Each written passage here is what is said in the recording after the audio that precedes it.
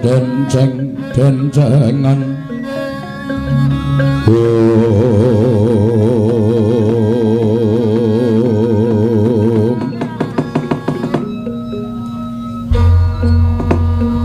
jagat Dewa Bathara ya jagat pangestu Ngara paman wonten dawuh anak kula sampun sowan inggih kasinggihan mekaten sampeyan pinanggih wonten pundi menawi kula mangke waloka malah kula nampi duka sampeyan boten sawedi kula ora bakal paring duka kali paman kula sejenar pinanggih wonten pundi monggo kula aturi dangu langkung rumiyin nggih mesakaken dhateng ingkang putra sampun keraya-raya sowan wonten ngarsa paduka anak Prabu Ngastina anak lanang Anindita bocah mursid iso mikul dhuwur mendem jero karo wong tuwa Lesmana anakku cah bagus Lesmana padha raja saprapta munggir Lesmana Mandra Kumara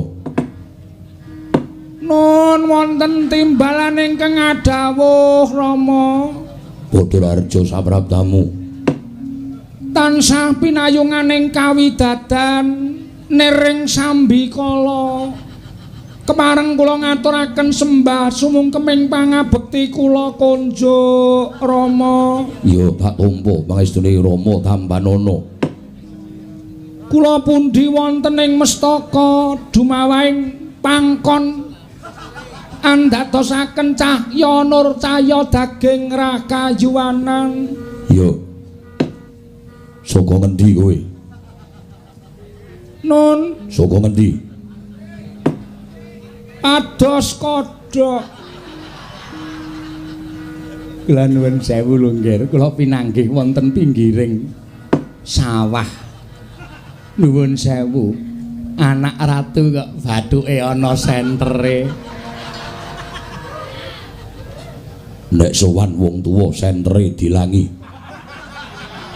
supe Rama jagat Dewa Bathara jagat pangestu Ngara lah dalah Lesmana wonten dawuh kowe iki anak ratu kula sampun ngertos ora sok sapa sawah golek kodhok barang kowe iki apa kekurangan apa piye kula niku nek teng kasatriyan sepi nglangut mila golek kegiatan arep nggo apa nggih dimasak apa ora kuat anak ratu kok nutuk-nutuke wak kodhok iki ora kuat apa piye kiat ning enak nek pados menika kula sampun angsal setengah ember Eyang Pate pripun kula nyekel setunggal kodhok kerok kagem panjenengan nggih mboten napa-napa mboten mangke kula tampi nggih raja sapraptamu wilujeng Rama ndadosaken kagiat raos ing manah kula dene kula katimbalan sowan ngersanipun Kanjeng Rama Prabu Duryudana prayoga no dhisik nggonmu sowan inggih asu ingkang dadi napas ratu kok trocoh asu wo tak kira asu ingkang dadi napas hasad ingkang dadi riwe nun inggih Kanjeng Rama ngestakaken dawuh wayah Mas Wilujeng Eyang Pate kula kaget lho ketemu sampean ketok saya sepuh inggih sampun sepuh kok dereng pejah bincang sampun wonten wancinipun piyambak mekaten inggih dipun sekecakaken kula ingkang matur ngaten menika sanes panjenengan inggih Eyang inggih Lesmana Mandra Kumara padha raja sapraptamu Siwa Mandura wilujeng wa bekti kula katur iya tak tampa pangestune wakmu Mandura Tambanana kula pundi engga jimat paripih dayanana ing kasantosan paring pangestu paduka mewahana kabagyaning gesang kula lah dalah lambuk ngono kuwi runtut kaya ngono kuwi apik nandhake ento kowe iki putra Nalindra ora ting clemong sakrepe dhewe inggih nyuwun pangaksami yo ora dadi ngopo dawah sami-sami Oh, gondhok bleguduk swalu gembol semorante. Lesmana, putuku ngger cah bagus. Kowe padha slamet sowan ning negara Ngastina, Lesmana. Eyang Penemban Durna. Nggih, Durna. Wilujeng Eyang bekti kula konjo. Tak tampa. Pangestu tampanana. Kula pundi engga jimat paripe. Nek kowe iki ora duwe kegiatan apa-apa, kowe iki aja coba sawah. Sowan yangmu ing Sukalima. Kowe njaluk ngelmu apa tak paringi. Dadi lan dolan kuwi ana ututane. Ora kok mung dolan kok ora ana ututane babar blas. Dolan ing Sukalima, njaluk ngelmu apa? Tapaking kontol nglayang, tinatah mendat jinara menter. Kowe njaluk pengasihan model apa wae, tak paringi. Kula wingi nggih mrika nendi teng Sukalima. Ning kula wis kapok. Lho, sebabe ngapa? Dipengkal Mbah Putri. Mesti kowe arek aneh-aneh mesti ya ta? Arek aneh-aneh kowe ya. Kowe tak kandhani ya Lesmana, kowe iki nek arep numpak Mbahmu Putri, kowe ora saka mburi. Saka ngiringan. Saka mburi ya dipengkal tenan kok ya. Nggih, kenenggen weteng 3 dina mboten mantun. Oh, perkara kuwi sesuk meneh ora iso nyedak Mbahmu Putri. Mbahmu Putri iki saya tua ganas. Nggih. Benjang kula tak sowan mrika nggih yang tak tunggu njaluk apa kowe? Asmara Dana? Gegarane wong akrami? Asmara tantra? Semar mesem, semar merengut. Tak paringi kabeh. Inggih yang prayogakno ya, Nger. Sampun boten kirang prayogi. Lesmana. Wonten dawuh Rama. Ana wigati. Inggih. Apa to sababe dene kowe tak timbali sowan? Lah, kula mboten ngertos. Wong sing nimbali sampeyan kok panjenengan nyuwun priksa dhateng kula. Menika naminipun mboten etis. Yalah. Sabar. Lesmana, kowe kelingan pirang dina ingkang kepungkur kowe sowan ramamu Duryudana. Inggih. Kowe ngandhakake yen to tresna karo sawijining wanita.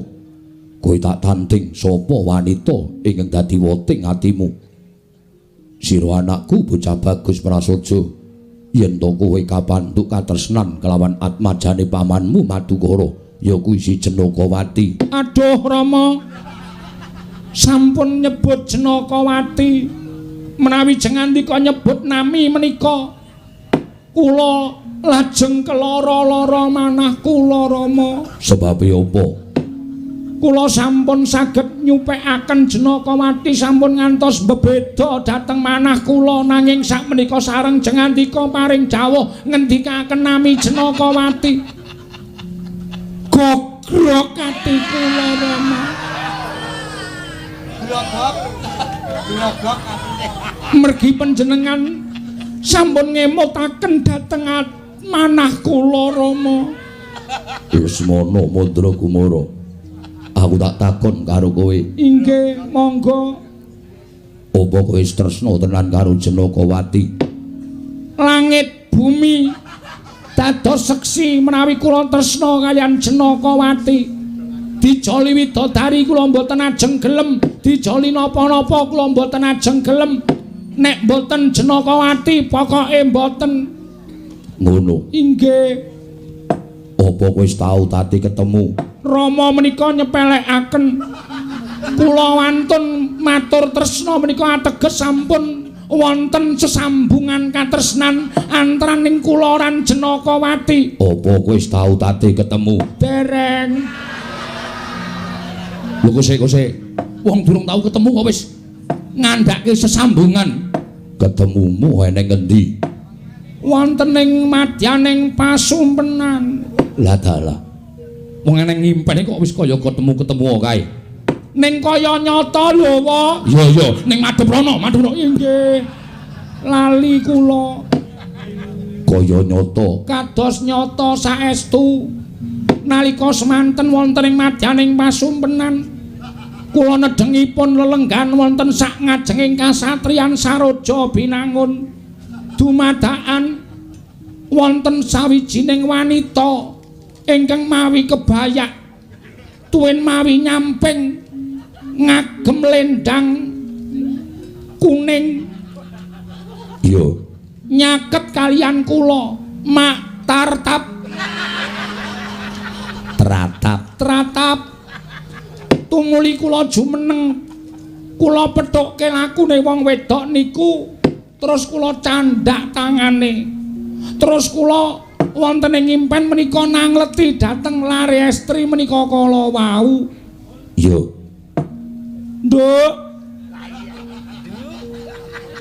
kowe iki sapa kok kaya aku durung tau tepung karo kowe piyambakipun saderengipun matur menika pun geget lambene ngisor digeget nganggo untune ketok manis merak ati iya tumunten piyambakipun matur Raden kula menika ingkang rayipun Jenakawati kula atmajanipun Raden Janaka ing Madukara sareng piyambakipun matur kados mekaten menika tumuli kula lajeng saya nyaket lah ngopo sebabe kowe mrene Raden kula menika kepengin suwita wondene dawuhing dewa ingkang kula tampi kula kudu suwita wonten salah satunggiling putra Ngastina inggih menika mboten wonten sanes kejawipun Raden Lesmana Mandra Kumara langsung kula peluk aku kula ngaten menika piyambakipun ya ora suwala mboten ayo no Jenakawati tak kanthi manjing jroning kasatriyan mlaku reruntungan renteng-renteng kaya temanten sarambut sarimbit lajeng dumugi wonten sak lebeting pundi menika kasatriyan lajeng mriku kula tetenguk wong loro iya mban-mban kula ken bali kabeh kula ngetokake pangunek-unek kula ngungrum kalih Jenakawati dheweke ya ora nampik iya tumunten kula gandrung mawi sina parijata Rama pengen midhangetaken ora kula rekam wonten ing HP kula iya sabanjure saya caket saya akrab tumunten Jenakawati nalika semanten kraos sumuk Kang Mas kula sumuk terus ya nek sumuk ya kebayake dicopot kula ngoten lah sumuk kok iya dicopot tenan pundhake riki niki Rama wah ming wae kok dadak dicengkoki ngopo saking boten kuat kula pundhake pripun yang seneng krungu critaku seneng sampean mesti mbayangke nggih to kula niki wis tuwa ya nggih mboten ajeng mbayangke sing werna-werna ha wae ketara ling ngrungokke mendonong matamu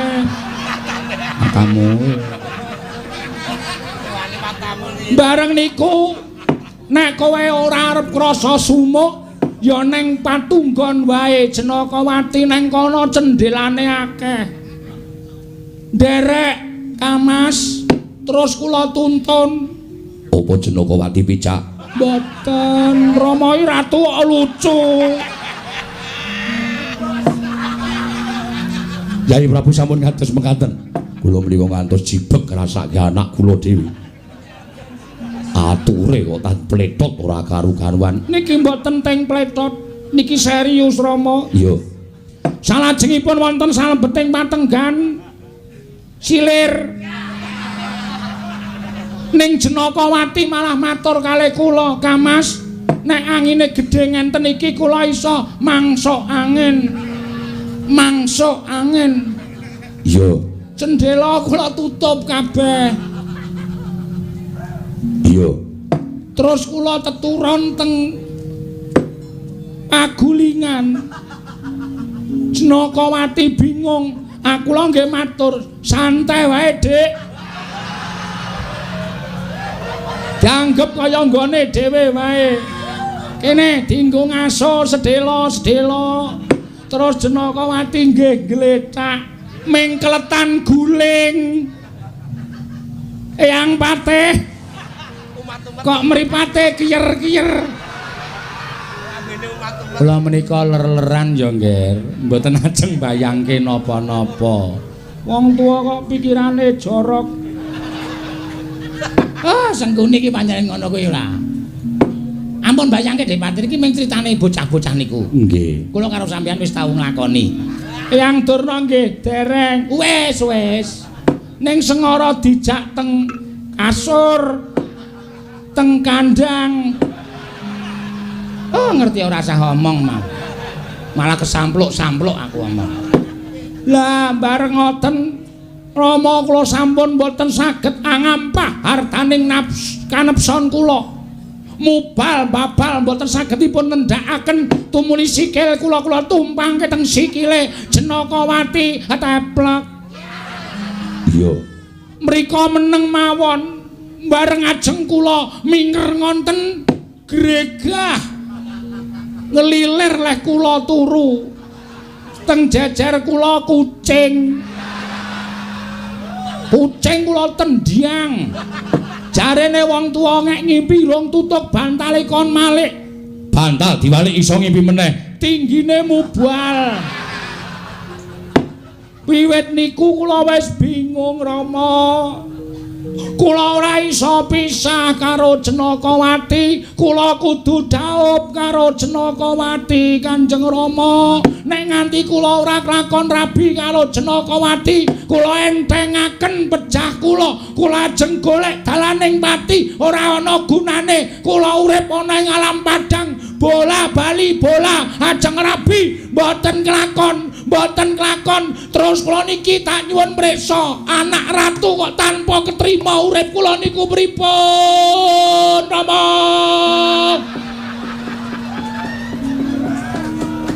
Lesmono sabar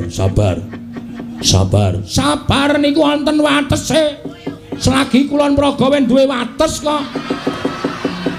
Sabar kok kono ora ana watese cara kula sagedhakan iki ora kelakon ngarabi karo Jenakawati.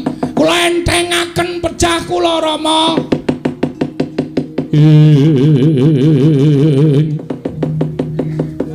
Sringastina Maha Prabu Duryudana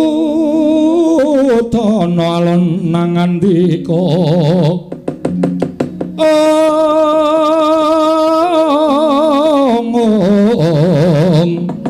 alon nangandika duharining Sun Werkudara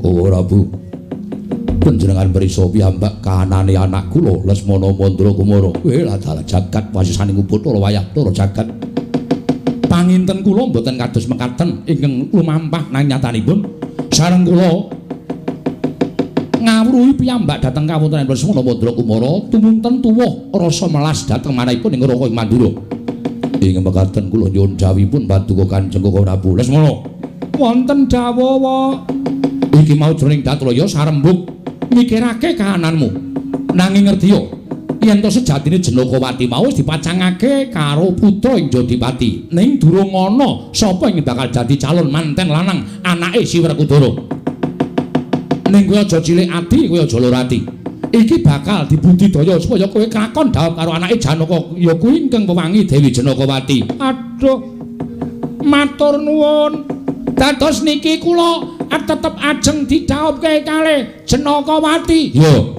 sinten sing tanggung jawab? Oh, Lesmana. Janaka kuwi putune mbahmu Sakalima. Janaka kuwi siswaku. Janaka kuwi muridku. Nek nganti Janaka ora menehake anake sing jeneng Jenakawati, ya apa kelakon ngelmu-ngelmune Janaka tak jaluk kabeh. Tak jaluk bali ning Sakalima. Janaka dadi wong ora digdaya, Janaka dadi wong ora sekti. Mesti wae kanthi pawadan kaya mengkono mau, Janaka luwih abot ngelmune lan ngentengake anake didhaup karo kowe Lesmana. La dalah cendol dawet cendol. Seneng atimu. Bunga 500-an. Yo. Yen ngono kowe bakal kelakon jauh. Aduh Rama tak kintang-kintang tung. Iki mangsaku kahanan kaya tekan dindi to. Menawanipun, Ger, menawanipun. Menika lho cendol dawet menika lho. Mandura ya ngono, Pragata menika sanika nek matur ya ngono kuwi. Koko Prabu cendol dawet jeneng. Kaya arep tak tapuk-tapuk cangkeme. Ming bab kaya ngono kok nyebar tekan ngendi-endi. Menika lagi spiral. Viral. Inggih viral. Matur nuwun Rama. Yo. Dene panjenengan Rama sampun kemareng udaneni dhateng panyuwun kuwa. Yang apa? Matur nuwun nggih Yang. Wis aja kuwatir. Janaka mesti luluh. Janaka mesti kalah karo Begawan Durna. Siwa Mandura kula ngaturaken panuwun. Yo, Lesmana. Dene paduka sampun mudaneni panyuwun kula. Yo Lesmana tiba sepadha-padha dadi kewajibanku. Inggih Rama. Nggih. Benjang nek kula klakon dhaup. Yo. Remen-remen nggih Rama. Yo aja kuwatir, aja metuk enteke brana picis probya pira wae bakal tak paringke kanggo kowe nggo rupian-rupian. Inggih. Karepmu ngopo? Pokoke sedaya kesenian Ngastina dipun tanggap. Yo. Kalih mbleh Sengkuni. Aduh, aku ki salah apa to ya? Ning boten sanding do ora doyan iwake. Yo. Mangke kula ngagem busana basan. Yo sakarmu. Sing boten nganggih klambi nika lho Rama. Yo sakarmu. Pokoke basan terus mangke tata upacarane Janakawati kula gendong saka Madukara tekan Ngastina. Tata cara dipunji. Mboten. Lho, yen dipunji ki tata cara kraton. Ngono kae kabeh, dhaup ya ngono kuwi. Mboten ajeng kula gendong saking Madukara tekan Ngastina. Digendong piye? Gendong arep. Aja kaya ngono ya Lesmana. Omong-omong kok saya gladrah. Pokokipun kula nyuwun supados kula dipun dandosi basan. Nanging nuwun sewu, apa wangun? Panjenengan menika rada lemu kok didandani basahan menika napa mboten wetenge mblegendung. Sampeyan nyindir mantene lanang gitu. Ampun kaya ngoten man. Sing sopan. Ora sak penak cangkem sampeyan dhewe. Ora omong. Baliyo marang Saruja Binangun dandana cara pinanganten. Nun inggih. Diombyong sowan ana ing Madukara. Nyuwun pamit, nyuwun tambahing pangestu Rama. Sing ati-ati. Eyang Pate nyuwun pangapunten sedaya menika namung kandhek wonten gegojekan. Ih, mboten apa-apa. Kula nyuwun pamit nggih, Yang. Nggih. Paman-paman Kurawa diketapake. Nggih. Ken ngombyong laku kula le arep lakon dadi manten nek sak gedhakan iki mboten ajeng gagal. Nggih Rama nggih. Yo, mesti ora bakal gagal. Amargi Paman Janaka ajre kalian Eyang Durna anake diwenehke kula. Iya kuwi sing dadi rancangane kaya ngono. Waduh, wa. Kula nyuwun pamit. Yo. Kanjeng Wa Mandura sampun kondur wonten ing Mandura ngombyong langempah kula. Yo. Menawi panjenengan rawuh wonten Madukara, Paman Janaka tertentu ajre saya klakon yen kula jawab kalih Janakawati. Yo, aja kuwatir. Eyang Durna piye? Panjenengan tetep kudu ngiri godha kalih Paman Janaka. Panjenengan paring dawuh nek ora diwenehake Janakawati ngelmu-ngelmune dijaluk. Ngoten nggih, Yang? Heeh, aja kuwatir. Ora usah tok dikte aku wong tuwa. Nggih, ngestaken dawuh. Sampun sedayanipun dipun sekecaken anggenipun sami lelenggan. Kula nyuwun pamit Rama dandan cara pinanganten. Yo. Aja kaya bocah cilik. Nun inggih, pareng. Sing ati-ati. Aja kaya bocah cilik, Lesmana. Inggih. Dados kula niki kudu wangsul teng Saroja Binangun. Yo. Dandan cara pinanganten. Yo. Naingatan kula nyuwun pamit wa eyang sedayanipun dipun sekecaken anggenipun lenggah. Yo Lesmana Mantra Kuwara.